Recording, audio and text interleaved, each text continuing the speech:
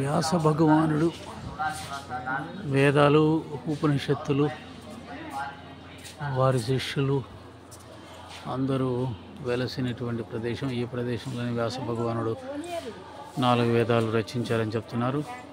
ఆ లోపట ఉన్నది వ్యాస భగవానుడి మందిరం. అక్కడే వారు వేదాలు రచించారని చెప్తారు. ఇక్కడ సూత మహర్షి ఉన్నారు.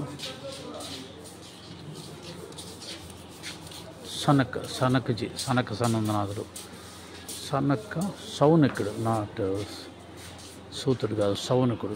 సౌనకులు కదా, సూత మహర్షి, సౌనక మహర్షి. ఇది సౌనక మహర్షి విగ్రహం. అది వ్యాస భగవానుడి యొక్క మందిరం.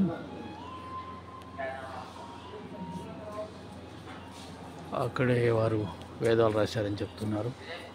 అలాగే ఈ వృక్షం 5000 సంవత్సరాల క్రితం ఉన్నటువంటి 5000 సంవత్సరాల నుంచి ఉన్నటువంటి వృక్షం అని చెప్తున్నారు.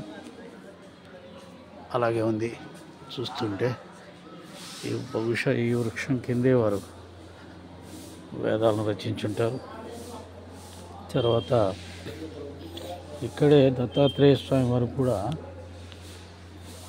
అక్కడ లోపల దత్తాత్రేయుడు కనిపిస్తున్నాడు. ఆ దత్తాత్రేయ స్వామి భగవానుడు ఇక్కడ సూత మహామునికి దర్శనమిచ్చి తన యొక్క చరిత్రను తెలిపారని చెప్పి చెప్తున్నారు.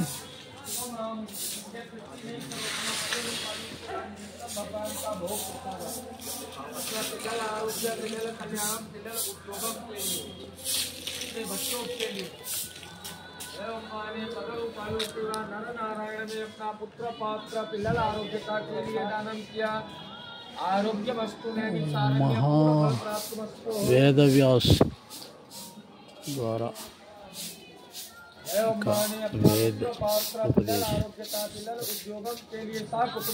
వేదవ్యాస భగవానుడు తపస్సు చేసిన ప్రదేశం.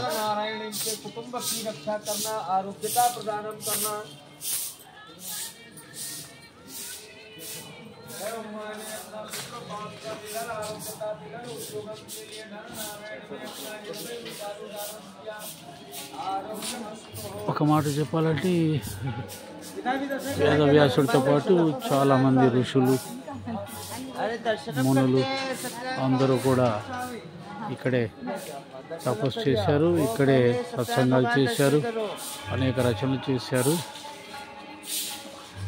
వేదాంత గ్రంథాలు రచించారు. సత్యనారాయణ వ్రతం కూడా మొదట ఇక్కడే పుట్టిందంటారు.